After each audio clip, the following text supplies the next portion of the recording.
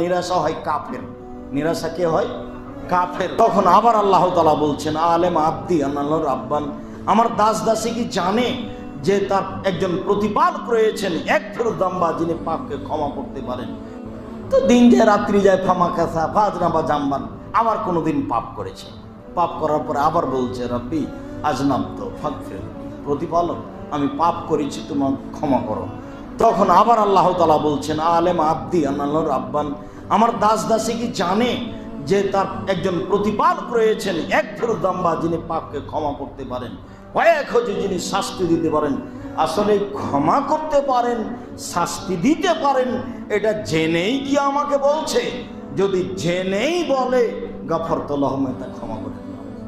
বলতে বলতে বলছেন, ফাফি ইয়াফাল মাকাদা, তার জীবনে যদি বহুবারও ঘটে থাকে আর এমন করে থাকে, আমি তাকে ক্ষমা করে দেব।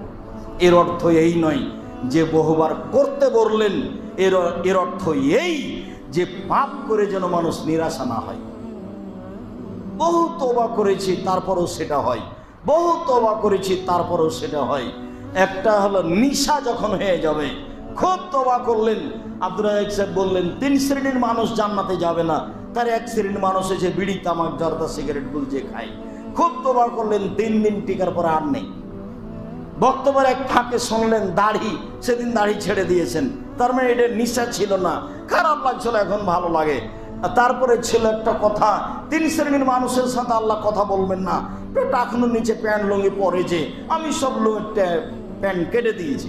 এটা সহজ, এটা করে ফেলেছেন, যদি এটা সহজ নয়।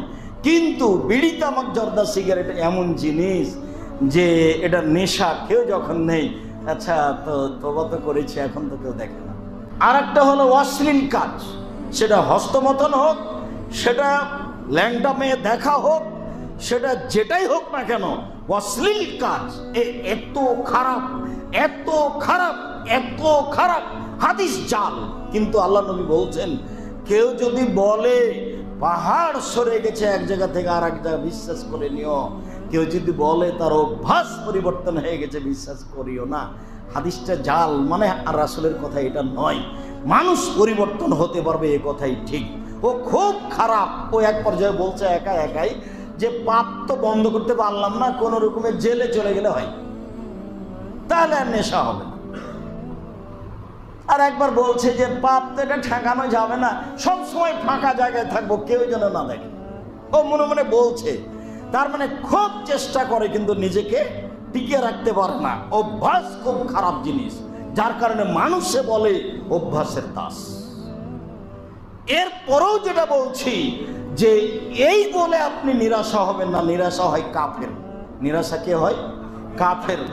যারা সালাত আদায় করে ও কাফের নয়। আপনি কাফের নন।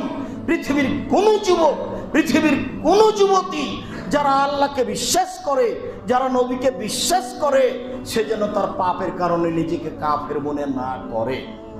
সে অব্যাহত রাখুক আস্তাগফিরুল্লাহ ওয়া তুবু ইলাইহি, একদিনে একদিন তার এটা কাজে আসবে, নইলে বিচারের মাঠে আসবে। সে জীবন বাজি রেখে নিজেকে ঠেকানোর চেষ্টা করেছে। অভ্যাস খুব খারাপ জিনিস।